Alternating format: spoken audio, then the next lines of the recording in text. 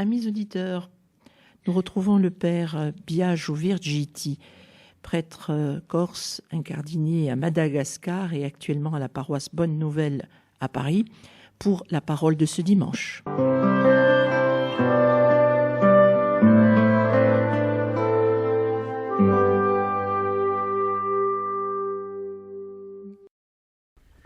Chers amis de votre radio chrétienne, bienvenue pour cette nouvelle émission où nous allons proclamer sans plus tarder les lectures de ce 6e dimanche du temps ordinaire. De l'évangile de Jésus-Christ selon saint Matthieu. En ce temps-là, Jésus disait à ses disciples : « Ne pensez pas que je sois venu abolir la loi ou les prophètes. Je ne suis pas venu abolir, mais accomplir. Amen, je vous le dis, avant que le ciel et la terre disparaissent, pas un seul iota, pas un seul trait ne disparaîtra de la loi, jusqu'à ce que tout se réalise. Donc, celui qui rejettera un seul de ces plus petits commandements et qui enseignera aux hommes à faire ainsi, sera déclaré le plus petit dans le royaume des cieux. Mais celui qui les observera et les enseignera, celui-là sera déclaré grand dans le royaume des cieux. Je vous le dis en effet, si votre justice ne surpasse pas celle des scribes et des pharisiens, vous n'entrerez pas dans le royaume des cieux. Vous avez appris qu'il a été dit aux anciens, « Tu ne commettras pas de meurtre. » Et si quelqu'un commet un meurtre, il devra passer en jugement. Eh bien, moi je vous dis, tout homme qui se met en colère contre son frère devra passer en jugement. Si quelqu'un insulte son frère, il devra passer devant le tribunal. Si quelqu'un le traite de fou, il sera passible de la géhenne de feu. Donc, lorsque tu vas présenter ton offrande à l'autel, si là tu te souviens que ton frère a quelque chose contre toi, laisse ton offrande là, devant l'autel. Va d'abord te réconcilier avec ton frère. Et ensuite, viens présenter ton offrande. Mets-toi vite d'accord avec ton adversaire pendant que tu es en chemin avec lui, pour éviter que ton adversaire ne te livre au juge, le juge aux gardes, et qu'on ne te jette en prison. Amen, je te le dis, tu n'en sortiras pas avant d'avoir payé jusqu'au dernier sou. Vous avez appris qu'il a été dit, tu ne commettras pas d'adultère. Eh bien, moi je vous dis, tout homme qui regarde une femme avec convoitise a déjà commis l'adultère avec elle dans son cœur. Si ton œil droit entraîne ta chute, arrache-le et jette-le loin de toi. Car mieux vaut pour toi perdre un de tes membres que d'avoir ton corps tout entier jeté dans la géhenne.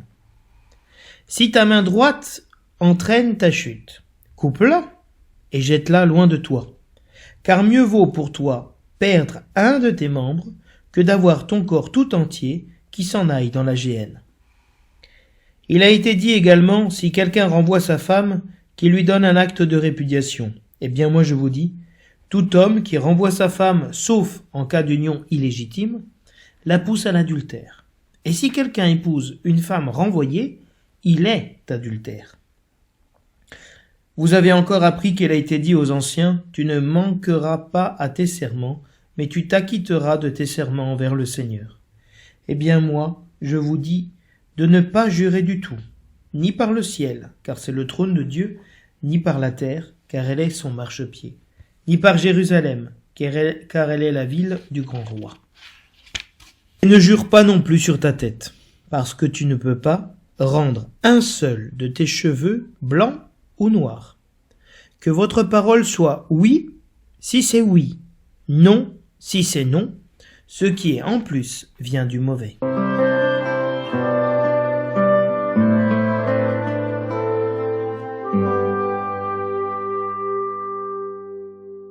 Du livre de Ben Sira le Sage. Si tu le veux, tu peux observer les commandements. Il dépend de toi, de ton choix de rester fidèle. Le Seigneur a mis devant toi l'eau et le feu, et tend la main vers ce que tu préfères. La vie et la mort sont proposées aux hommes. L'une ou l'autre leur est donnée selon leur choix. Car la sagesse du Seigneur est grande, fort est son pouvoir, et il voit tout. Ses regards sont tournés vers ceux qui le craignent. Il connaît toutes les actions des hommes. Il n'a commandé à personne d'être impie. Il n'a donné à personne la permission de pécher. Le refrain du psaume nous dit « Heureux ceux qui marchent suivant la loi du Seigneur ». Heureux les hommes intègres dans leur voie, qui marchent suivant la loi du Seigneur. Heureux ceux qui gardent ses exigences, ils le cherchent de tout cœur. Toi, tu promulgues des préceptes à observer entièrement. Puissent mes voies s'affermir à observer tes commandements. Sois bon pour ton serviteur et je vivrai, j'observerai ta parole. Ouvre mes yeux, que je contemple les merveilles de ta loi. Enseigne-moi, Seigneur, le chemin de tes ordres, à les garder j'aurai ma récompense. Montre-moi comment garder ta loi, que je l'observe de tout cœur. Heureux ceux qui marchent suivant la loi du Seigneur.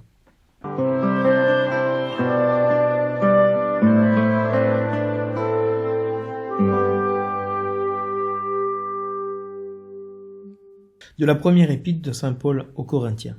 Frères, c'est bien de sagesse que nous parlons, devant ceux qui sont adultes dans la foi.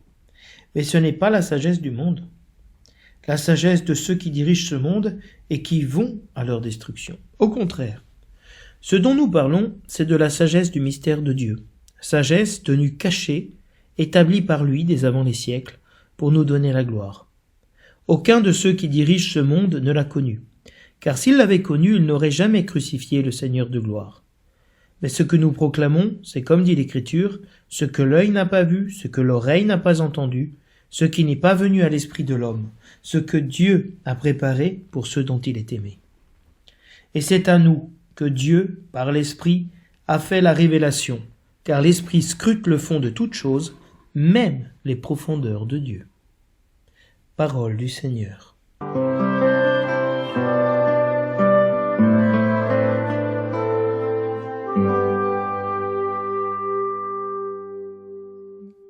Le thème de ce dimanche se focalise sur la loi, mais particulièrement sur la manière dont nous voulons accomplir la loi de Dieu, et sur la manière dont Dieu voudrait que nous accomplissions la loi.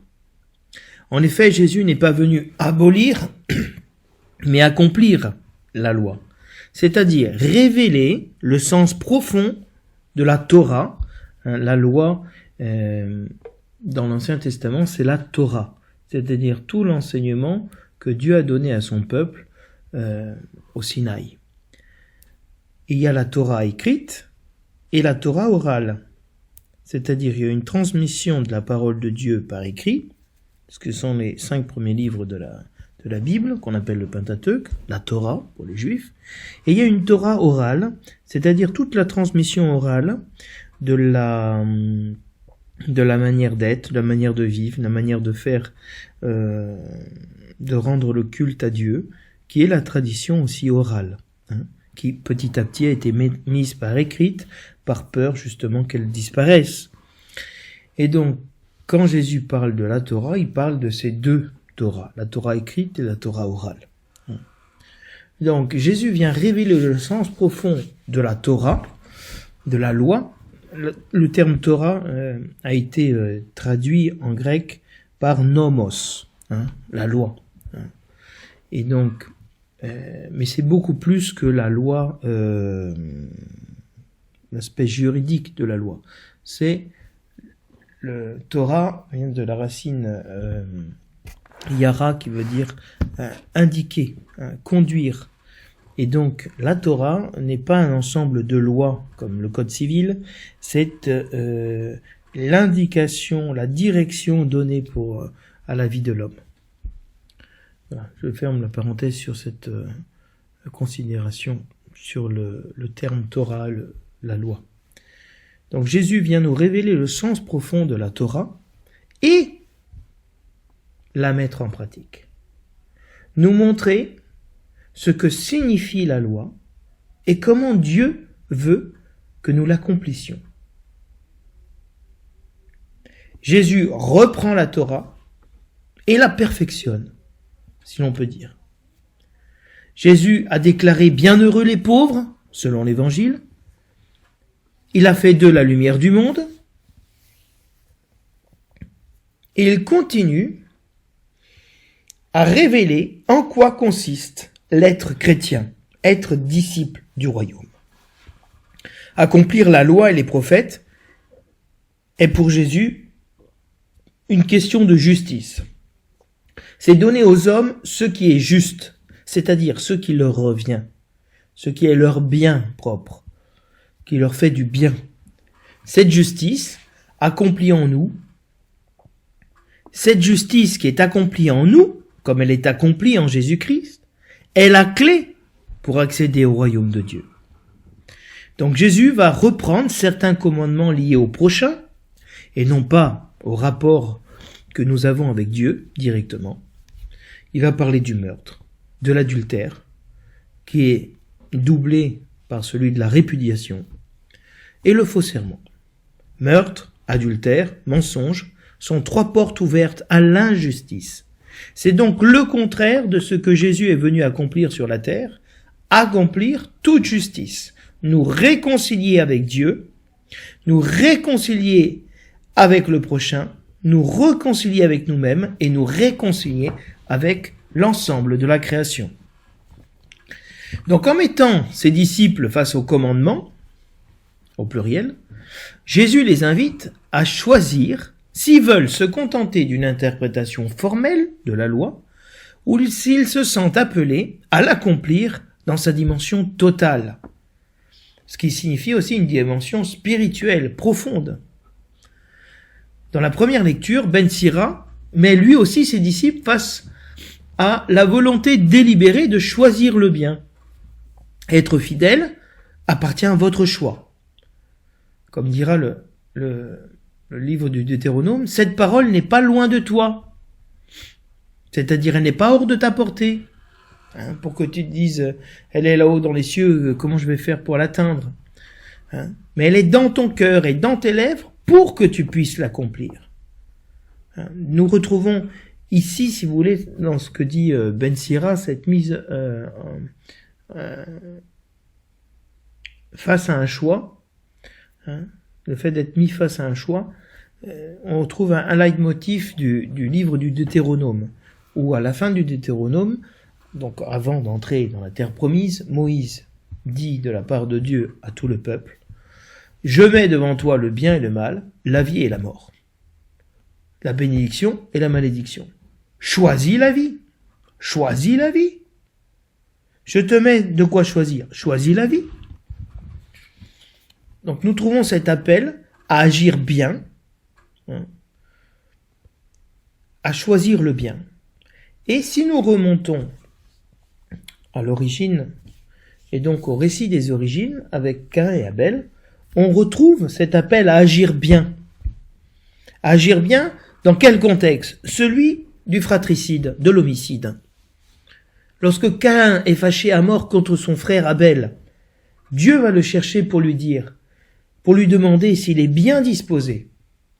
Si tu es bien disposé, bien tu agiras.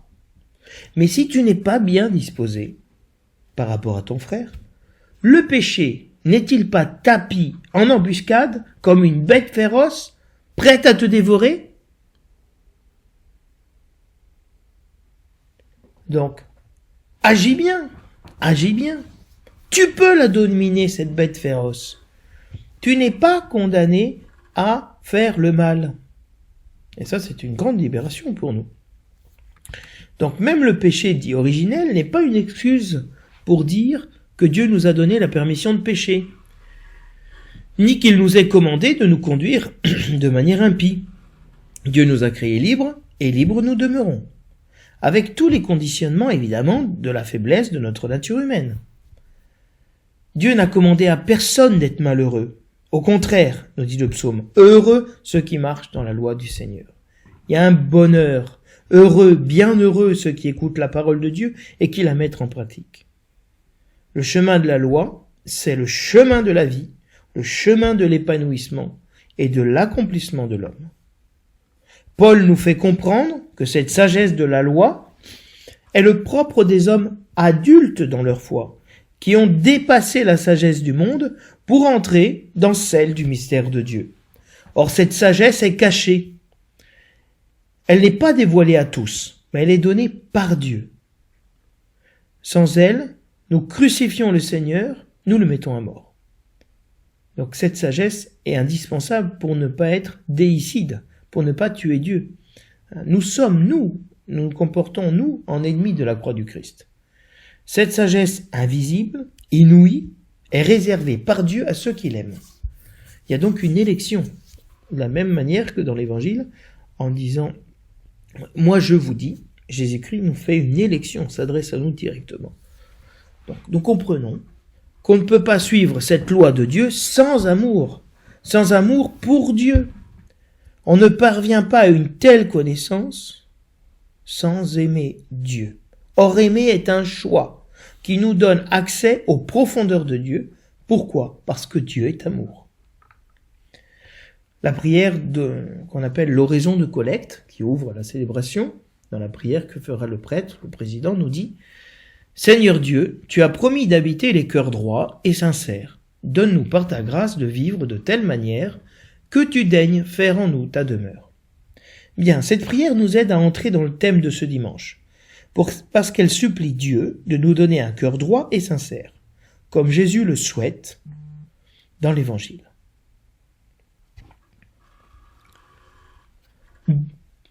Un cœur droit par la fidélité à la loi et à l'esprit de la loi divine. Un cœur sincère parce qu'honnête dans sa relation avec Dieu, sans instrumentaliser Dieu en disant oui ou non pour faire finalement ce que nous voulons. Sincère parce que nous n'accusons pas Dieu de nous avoir commandé d'être impies ou de nous avoir donné la permission de pécher. Mais nous reconnaissons notre faute qui est liée à notre choix libre. Dans la fidélité à l'enseignement de Jésus, lui et le Père viendront chez nous et dîneront avec nous pour y faire leur demeure, pour que nous soyons vraiment la demeure de Dieu et qui est l'inhabitation de Dieu en chacun de nous. Donc vous voyez bien comment ce thème de la loi et donc de la justice de la loi, c'est-à-dire accomplir ce qui est juste dans la loi, a une grande incidence dans les relations interpersonnelles, et que Jésus-Christ va se poser lui-même en modèle de cette justice de Dieu, cet accomplissement de la loi, de la justice de Dieu. Et la plus grande justice que Dieu nous a fait, c'est de nous avoir sauvés justement du péché, sauvés de l'impiété, sauvés de l'instrumentalisation de Dieu, et de rentrer dans cette véritable droiture, sincérité, liberté que nous donnons à Dieu.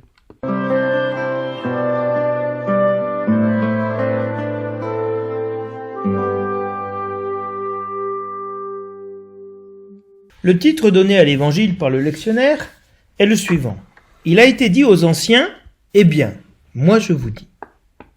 Le verset de l'Alléluia récite « Tu es béni, Père, Seigneur du ciel et de la terre, tu as révélé aux tout petits les mystères du royaume. » L'antienne du Magnificat des premières vêpres nous dit « Si votre justice ne surpasse pas celle des scribes et des pharisiens, vous n'entrerez pas dans le royaume des cieux. » L'antienne du Benedictus nous dit « Lorsque tu apportes ton offrande à l'autel et que tu n'es pas en paix avec ton frère, réconcilie-toi d'abord avec lui, puis tu offriras ton don. » Ici, il y a une interprétation, si vous voulez, une traduction de l'Évangile, puisqu'il est dit « Lorsque tu n'es pas en paix avec ton frère, une question de paix, réconcilie-toi d'abord avec lui. » L'antienne du Magnificat des secondes vêpres nous dit « Celui qui observe et enseigne mes commandes, mes préceptes, sera grand dans le règne des cieux. » Nous comprenons ici l'importance que nous devons donner à la parole de Jésus. C'est pour cela que la proclamation de l'Évangile est le moment culminant et central de la proclamation de la parole. Car c'est le Seigneur, c'est Jésus qui nous parle de la part de Dieu. Et Jésus n'est pas un prophète, Jésus est Dieu, il est le Logos, le Verbe de Dieu. Ce qui nous est donné aujourd'hui à comprendre sur la justice en vue du royaume est une véritable révélation. C'est un honneur, une élection qui est faite sur nous pour que nous puissions entendre ce que Jésus nous dit. Il s'agit bien ici de devenir grand dans le royaume des cieux, et donc d'obtenir le royaume promis par la justice de la réconciliation. La justice de la réconciliation est le véritable sacrifice qui est agréable à Dieu. Bien. Après avoir annoncé dimanche dernier la mission des disciples, la liturgie révèle aujourd'hui le sens de la venue de Jésus. Face à un tel enseignement, chacun est en droit de se poser, de discerner dans quelle mesure cet enseignement nouveau de Jésus vient en rupture avec la tradition d'Israël. La surprise nous vient du fait que Jésus ne se pose pas en rupture, puisqu'il rappelle l'enseignement de la loi qu'il pousse à son paroxysme. L'évangile de ce dimanche ouvre la voie à 6 antithèses ou oppositions qui sont présentes dans le sermon sur la montagne. Vous avez entendu qu'il a été dit aux anciens, moi je vous dis. Donc ce dimanche, nous lisons les 4 premières antithèses. Nous aurons les 2 autres dimanche prochain. D'ailleurs, la liturgie élude l'introduction sur l'accomplissement et le dépassement de la loi, considérée comme composite par beaucoup d'exégètes pour se focaliser, grâce à la lecture brève de l'Évangile, qui est optionnelle dans le lectionnaire, sur les 4 premières antithèses. Donc si vous voulez, il y a 2 versions de l'Évangile pour ce dimanche. Une version longue, où il y a l'introduction sur l'accomplissement et le dépassement de la loi par Jésus, et puis les 4 antithèses. Le lectionnaire, dans sa forme brève, va parler seulement des 4 antithèses, sur le meurtre, sur l'adultère, le faux serment. Le lectionnaire ne respecte malheureusement pas la tripartition des antithèses de Matthieu, c'est-à-dire Matthieu a 6 antithèses. Elles fonctionnent 3 d'un côté, 3 de l'autre. Parce que les 3 premières sont formées d'un commandement sur le meurtre, puis de 2 sur l'adultère. Les 3 suivantes s'ouvrent par un commandement sur le faux serment et de 2 commandements sur l'ennemi. On peut comprendre. Notre lectionnaire date de 1981. Donc la science biblique à cette époque n'est pas ce qu'elle est aujourd'hui, donc on peut comprendre pourquoi il y a une organisation différente des antithèses. De toute façon, ces antithèses étaient faites pour être proclamées en un seul jour, comme une unité. Nous, malheureusement, dans notre liturgie, pour les besoins du peuple de Dieu et la difficulté qu'a le peuple de Dieu à écouter un passage long de l'Évangile, lié à notre modernité, la liturgie coupe ces antithèses qui devraient être lues en entier. La première antithèse récite « Si votre justice ne dépasse pas celle des scribes et des pharisiens, vous n'entrerez pas dans le royaume des cieux. » Cette sentence retentit ici comme une mise en garde sérieuse. Jésus utilise une formule qui est chère à Matthieu. « Je suis venu », insistant sur la mission de Jésus qu'il tient du Père et qu'il est venu accomplir. « Je suis venu appeler les pécheurs et non les justes », nous dit Matthieu au chapitre 9. « Je suis venu apporter le glaive et non la paix » au chapitre 10. « Je suis venu non pour être servi, mais pour servir » au chapitre 20. Donc nous comprenons ici que Jésus est en train d'introduire sa mission, ce pourquoi il est vraiment venu. Le terme « accomplir », qui est lié à la notion de plérome, accomplissement, signifie ici obéir complètement, dans le contexte de Matthieu, qui utilise beaucoup de situations dites d'accomplissement. Jésus est venu accomplir les Écritures. Et dans les évangiles de l'enfance, on dit, voilà, comme il a été annoncé par le prophète, voilà ce qui s'accomplit. Comme le dira l'Épître aux Hébreux, Jésus est l'auteur et le perfectionnateur, ça n'existe pas en français, mais c'est le concept, de notre foi. Jésus est l'auteur et le perfectionnateur de notre foi. Donc Jésus invite ici ses disciples à pratiquer une justice plus élevée, plus grande. Et il vient dissiper tout de suite une impression que nous puissions avoir. Ne croyez pas que je sois venu abolir la loi et les prophètes. Je ne suis pas venu abolir, mais accomplir. Les disciples ne peuvent être la lumière du monde sans s'inscrire dans la lumière de la Torah, qui est la lumière du monde, en s'orientant vers l'accomplissement de la Torah par Jésus. On peut se poser la question de savoir en quoi consiste exactement accomplir la Torah et les prophètes. Le verset 19, qui insiste sur ce binôme faire et enseigner, nous met sur la route. La Torah et les prophètes sont appelés à être mis en pratique, à être enseignés. Les deux poumons des Écritures, que sont la Torah et les prophètes, sont réunis pour la première fois dans la personne de Jésus-Christ. Il est venu accomplir l'alliance et l'interprétation de cette alliance dans l'aujourd'hui d'Israël. Seul Dieu peut avoir une telle prérogative. Mais accomplir, met en même temps un accent particulier. On trouve très peu de parallèles juifs sur cette notion d'accomplissement, à part dans le Nouveau Testament. Le verbe chez Matthieu a une dimension christologique. C'est le Christ qui accomplit.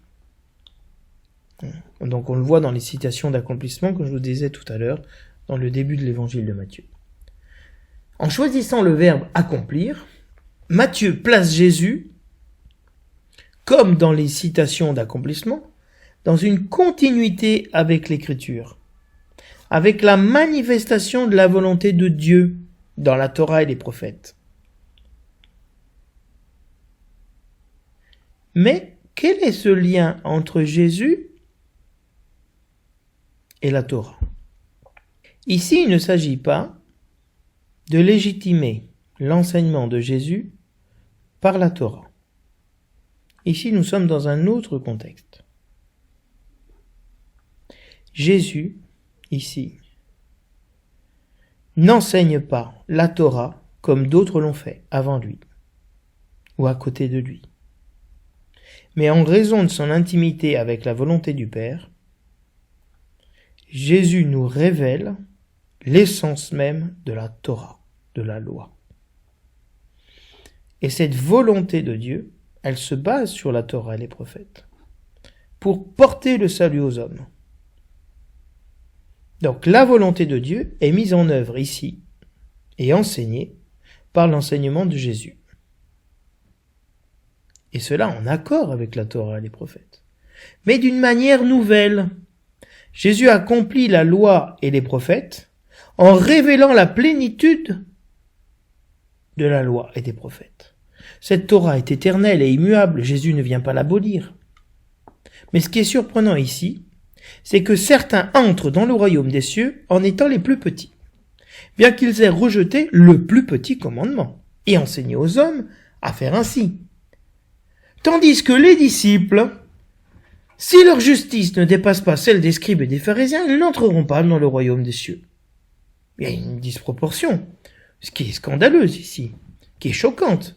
Pourquoi ceux qui vont enseigner la Torah, mais dire écoutez, ça c'est pas grave, ne le faites pas, moi je le fais pas, ne le faites pas, non, ceux-là ils vont entrer dans le royaume des cieux.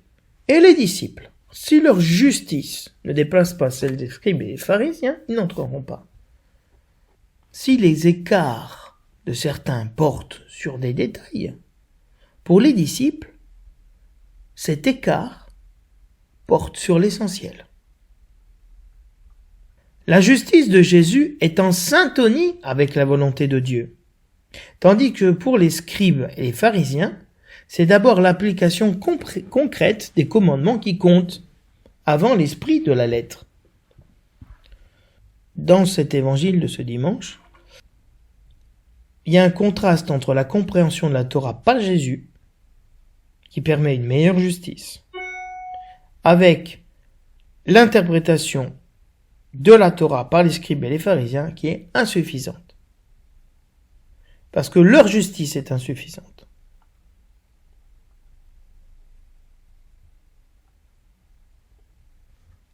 Donc Jésus enseigne à ses disciples de respecter le plus petit des commandements, dans lequel se renferme toute la justice de Dieu. Il a été dit aux anciens, c'est-à-dire, il a été transmis ceci. Et dans ce processus de transmission, Jésus se pose en maître. Et il est la parole définitive de Dieu.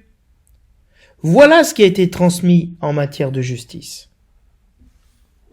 Mais moi, je vous transmets l'esprit de la loi et pas seulement la loi. Matthieu place donc son premier discours sur la Torah, sur la loi, dans la perspective de l'entrée dans le royaume des cieux. Et l'entrée dans le royaume est liée à la pratique des grands commandements de la relation sociale que sont le meurtre, l'adultère, le faux témoignage. Parce qu'ils coupent la relation avec l'autre. Pour Jésus, ce qui représente les commandements principaux, l'essentiel des commandements, l'essentiel de la loi, c'est la justice dans la relation interpersonnelle. Ici, Matthieu ne conçoit pas la Torah dans sa perspective rituelle de préceptes, de lois, liées au culte, mais liées au rapport humain. Donc les antithèses ne placent pas la parole de Jésus au-dessus ou contre la Torah. Mais l'interprétation de Jésus, de la volonté de Dieu, est révélée dans la Torah contre l'interprétation des scribes et des pharisiens. Je commente brièvement, après avoir donné ces principes fondamentaux sur la loi. Jésus parle du meurtre. Et il montre, donc le meurtre c'est quand même... après le péché d'Adam, la première réalité qui est évoquée, le meurtre de Caïn, d'Abel par Caïn. Et donc, ici, se mettre en colère contre son propre frère, insulter son frère, le traiter de fou, c'est le tuer. Et donc, nous ne pouvons pas avoir la vie éternelle. Saint Jean nous dirait qu'aucun homicide n'a en lui la vie éternelle. Et donc, en tuant son frère, peut-être je n'ai pas tué physiquement, le sang n'a pas été répandu, mais je l'ai tué en l'insultant, en le traitant de fou, en le calomniant. Combien de personnes ont été détruites, sont morts socialement à cause des critiques que nous faisons, les calomnies que nous faisons dans la vie, ou dans les réseaux sociaux. Donc il y a vraiment un homicide qui est créé. Et Jésus-Christ nous dit, lorsque tu vas présenter ton offrande à l'autel, quand tu vas rendre un culte à Dieu, tu peux pas avoir les mains pleines de sang. Si ton frère a quelque chose contre toi, c'est pas toi qui as quelque chose contre ton frère, et donc pour avoir la bonne conscience, tu vas te réconcilier, trouver la paix avec lui pour pouvoir trouver la paix avec toi-même et avec Dieu. Non, si ton frère a quelque chose contre toi, il s'agit ici de quelque chose de différent. Je sais que quelqu'un est fâché avec moi, que quelqu'un est jaloux de moi. Alors, avant d'aller vers Dieu, je vais me réconcilier avec lui demander pardon. Voilà la justice que Dieu attend. C'est pas une justice de ne pas marcher sur les pieds des autres. Involontairement, quelqu'un a senti que je lui avais marché sur les pieds. Je vais lui demander pardon. Pour enlever cette racine de jalousie, d'injustice, de haine du cœur de mon frère. C'est ce que Jésus-Christ est venu nous faire. Enlever la haine que nous avions dans notre cœur. Il n'avait rien. Il nous a fait aucun mal, Jésus-Christ. Et c'est lui qui est venu à nous pour que nous nous réconcilions avec lui. Il a accepté d'être maltraité par nous. Comme ça sera peut-être le cas le jour où nous irons demander pardon à quelqu'un qui nous veut du mal. Mets-toi d'abord d'accord avec ton adversaire tant que tu es en chemin, avant qu'on te jette en prison. C'est-à-dire vraiment, la réconciliation, c'est le but, c'est la justice que Dieu est venu faire. Parce que sinon, si nous ne faisons pas justice, Dieu fera justice et nous devons payer jusqu'au dernier sou. Par rapport à l'adultère, ici il y a un commandement qu'on appelle mathéen, donc propre à l'évangile de Matthieu, qui est une crux interpretum, donc une croix, un problème d'interprétation. Qu'est-ce que ça veut dire de répudier sa femme? Sauf dans le cas d'union illégitime. Jésus-Christ nous dit que l'adultère n'est pas seulement d'aller coucher physiquement avec une femme ou avec un homme. Il s'agit de convoiter. Et la convoitise, c'est ce qui est à l'origine dans la Genèse. La femme vit que le fruit était bon et désirable pour avoir la connaissance. Et donc, il y a cette convoitise qui s'introduit, et suite au péché d'Adam, ils sont nus, et ils ont honte, ils se cachent l'un de l'autre. Pourquoi ils se cachent l'un de l'autre? Parce que la convoitise est rentrée dans le regard de l'autre, qui veut s'approprier la nudité de l'homme et de la femme. Donc, cette convoitise, elle est ancrée en nous, ce qu'on appelle aussi la concupiscence, si vous voulez. Et Jésus-Christ nous dit non, il n'est pas question d'avoir seulement matériellement accompli l'adultère. Tu peux accomplir l'adultère dans ton cœur. Et c'est tout aussi grave, parce que ce qui est important, c'est pas seulement ce que tu fais à l'extérieur, mais dans quel état est ton cœur. Et donc, pareil pour les relations humaines, si ta main droite te conduit à la chute, coupe-la. Il vaut mieux pour toi entrer avec un membre en moins dans le royaume des cieux que d'être jeté tout entier dans la géhenne. Donc vous voyez que toujours dans cet évangile, il est question de l'entrée du royaume. Comment tu veux rentrer dans le royaume? Tu veux entrer dans le royaume, oui ou non? Parce que si tu veux rentrer dans le royaume, peut-être il faut te couper un membre. Alors Jésus-Christ, c'est une image, c'est évidemment pas ce qui est commandé aux chrétiens. D'ailleurs, vous savez que Origène, qui est un des plus grands commentateurs de l'écriture de l'Antiquité, n'est pas saint, n'a pas été canonisé par l'Église, parce que il s'est émasculé. Il a enlevé un membre qui le scandalisait parce qu'il brûlait de grands désirs parce qu'il y avait beaucoup de femmes qui venaient l'écouter, à Alexandrie, et donc il s'est émasculé. Et c'est un des plus grands prédicateurs, un des plus grands interprètes de l'écriture dans l'Antiquité, mais il n'est pas saint, parce qu'il a interprété au sens littéral cette parole.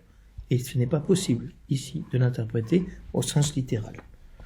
Ce n'est pas ce que Dieu commande. Il y a ce fameux problème d'interprétation, si quelqu'un renvoie sa femme qui lui donne d'abord un acte de répudiation, et donc Jésus dit tout homme qui renvoie sa femme, sauf en cas d'union illégitime. Qu'est-ce que c'est? C'est union légitime, pornéa. Qu'est-ce que ça veut dire? C'est tout un problème d'interprétation qui est sans doute lié aussi à la communauté dans laquelle a été proclamé l'évangile de Matthieu. Je ne m'attarde pas sur ce point. Et le lectionnaire continue sur la 4e antithèse, donc qui va ouvrir les 2 suivantes sur la relation avec l'ennemi. Tu ne manqueras pas à tes serments, mais tu t'acquitteras de tes serments envers le Seigneur. Vraiment, Dieu nous invite à ne pas jurer, mais à avoir une fidélité, une droiture. Que notre choix soit ferme, de ne pas instrumentaliser ni Dieu, ni la religion pour nous-mêmes. Oui, mais, nous disons oui et nous ne faisons pas. Nous disons non et nous faisons. Ce qui vient en plus, nous dit Jésus-Christ, vient du mauvais. Et là, il introduit pour la première fois ce sens, cette présence du mauvais. Et nous verrons ce que cela signifie, surtout la semaine prochaine.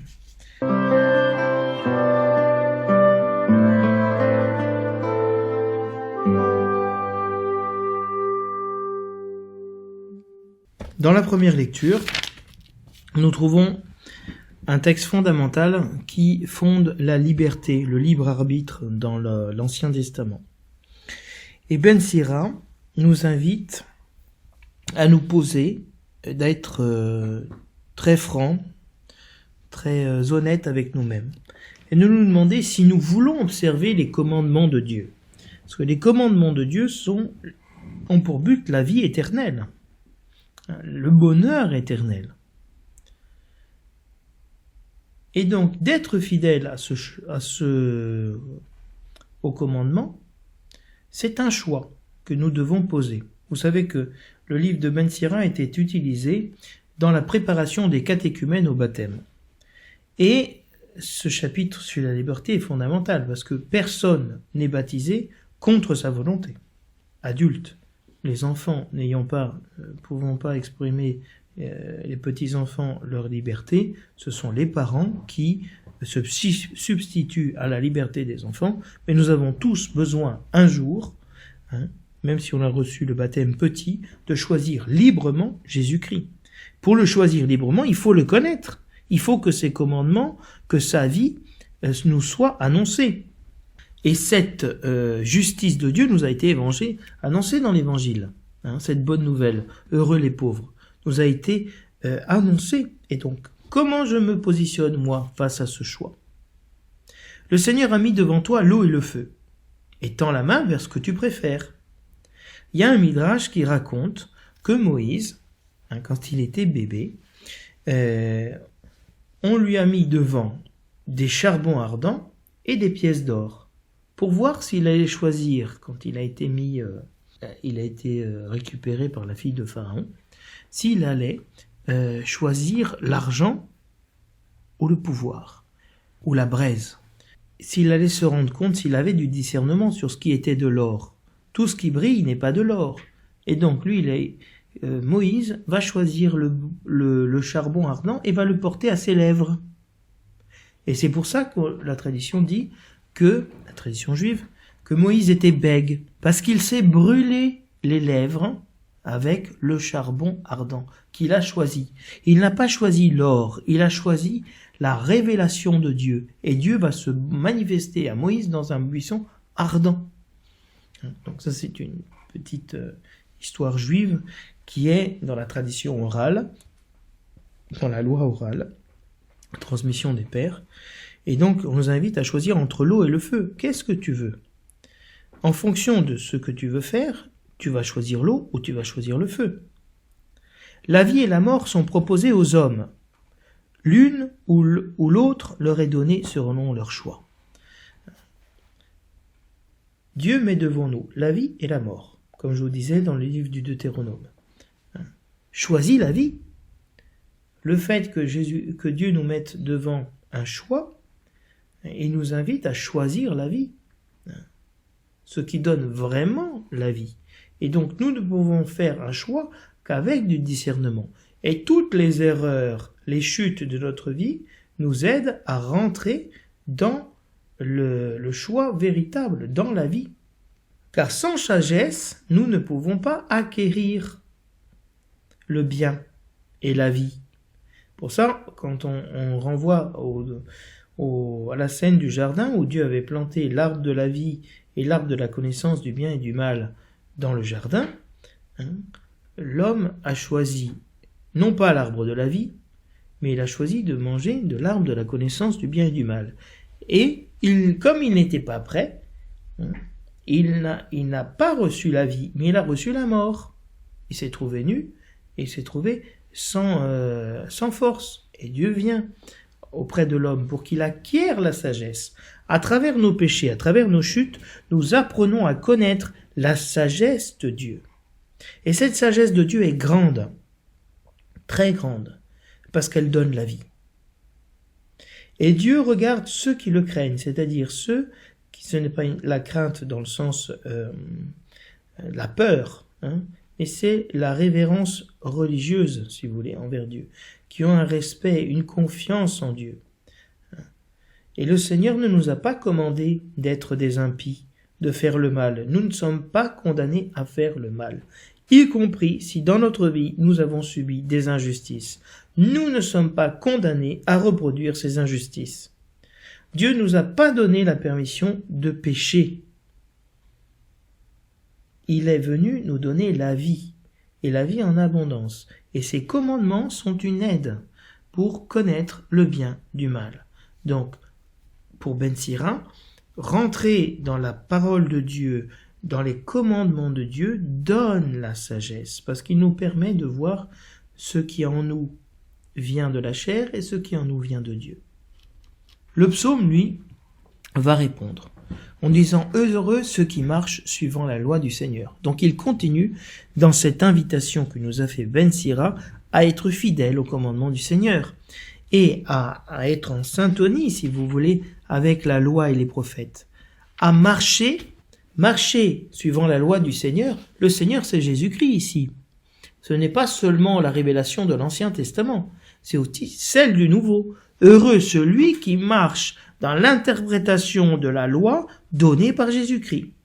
C'est-à-dire de ne pas parler mal de son frère pour ne pas le tuer, de ne pas convoiter la femme dans notre cœur du prochain pour ne pas commettre l'adultère dans notre cœur, de ne pas faire de faux serments en ayant une parole vraie. Voilà le bonheur. Être dans la loi du Seigneur, ça donne le bonheur. Heureux les pauvres de cœur, le royaume des cieux est à eux. Ceux qui sont dans la volonté de Dieu, comme dans les béatitudes, qui passent par l'humiliation, qui passent par la persécution, trouvent un bonheur véritable. Parce que ce bonheur est inscrit dans la loi, c'est-à-dire dans la volonté de Dieu pour chacun de nous. Et donc, heureux les hommes qui sont intègres dans leur voie. Et là, ça renvoie à la prière de collecte qui parlait justement de la droiture, de la sincérité, l'intégrité. Heureux ceux qui gardent les exigences du Seigneur de tout leur cœur. Et ici, nous sommes invités vraiment à mettre le cœur ici, ce n'est pas le lieu des sentiments dans la Bible, c'est le lieu de la volonté. À avoir vraiment le désir de faire ce que Dieu veut. Ça, c'est le vrai bonheur. Et Dieu promulgue ses préceptes à être observés entièrement. C'est-à-dire les petits commandements et les grands commandements, complètement. C'est ce que dit Jésus-Christ. Et nous demandons au Seigneur, puisse mes voies s'affermir. Aide-moi à être fidèle. Cette fidélité, elle se construit dans la relation avec Dieu. Une personne ne peut marcher véritablement dans la grâce de Dieu sans avoir une grâce qui nous précède et qui vient de Dieu. Et pour cela, Dieu nous appelle à la demander. Ouvre mes yeux que je contemple les merveilles de ta loi. Parce que la loi de Dieu, elle est lumière. La parole de Dieu, la loi, elle est lampe sur ma route, lumière sur mes pas. Elle me dit qui je suis. Pour ça, saint Paul dira que la loi est un pédagogue qui nous illumine, qui nous montre qui nous sommes. Même à travers la désobéissance d'Adam et Ève. Il montre à l'homme où est son cœur, qui n'est pas dans la confiance avec Dieu, qui n'est pas ferme avec le Seigneur. Enseigne-moi, Seigneur. On demande au Seigneur de nous instruire, vraiment. Et parce que la récompense, elle est déjà dans le fait de faire la volonté de Dieu. Ce n'est pas une récompense qui sera donnée après. C'est-à-dire le royaume des cieux, nous y entrons déjà en accomplissant la volonté de Dieu. Il est maintenant, il est ici.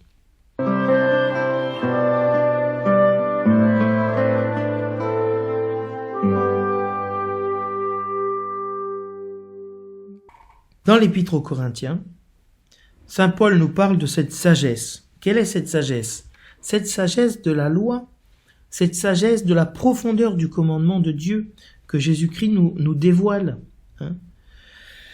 Cette sagesse, elle a été cachée au monde, aux sages, aux intelligents. Cette sagesse de la croix, cette sagesse de la justice de Dieu, qui est la croix du Christ, qui est folie pour le monde. Elle a été cachée aux sages, aux intelligents, et elle a été donnée à qui? À ceux qui sont adultes dans la foi. Parce qu'on peut avoir une foi adulte ou non adulte. Et tout le cheminement l'intention de l'Église, c'est de nous former à travers aussi la liturgie, à travers les sacrements, à travers l'initiation chrétienne, à avoir cette foi adulte, à pouvoir dire oui librement à Jésus-Christ.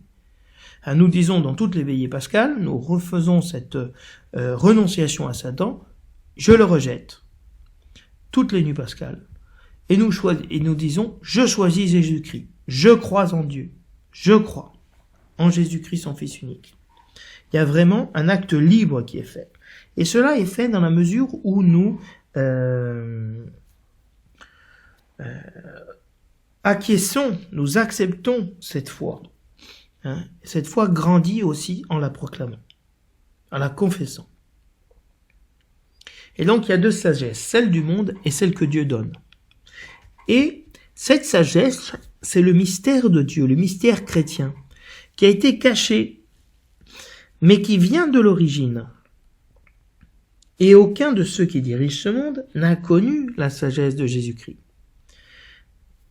Et donc, si vous voulez, Dieu a caché au monde, au grand de ce monde, sa sagesse, de manière à ce que Jésus-Christ ait pu être crucifié par les grands de ce monde, par Pilate, Paul, par l'empereur romain, qui était condamné par le grand prêtre. Et donc, Jésus-Christ a caché cette justice pour que son Fils soit condamné injustement. Parce que c'est dans la condamnation de Jésus-Christ crucifié, le Seigneur de gloire, que nous sommes sauvés. Et donc, à chaque fois que nous méprisons, nous ne voyons pas la volonté de Dieu, nous le crucifions. Et cette sagesse, elle est inouïe, c'est du jamais vu, du jamais entendu, du jamais conçu dans la pensée de l'homme. Elle a été donnée à ceux qui aiment Dieu. Aimer Dieu et aimer son prochain, c'est la source de toute la sagesse. Et donc Dieu nous donne dans son Esprit Saint, par révélation, cette sagesse, et qui fait grandir en nous l'amour pour Dieu.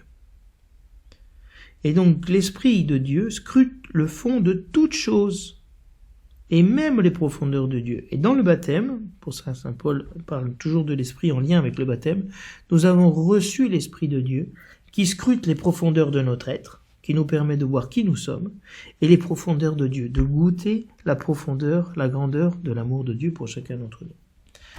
Alors voilà, je vous souhaite à tous et à toutes un très bon dimanche dans la parole de Dieu, en demandant au Seigneur qu'il vraiment puisse nous affermir dans sa parole et faire grandir en nous le choix de l'aimer pour toute notre vie.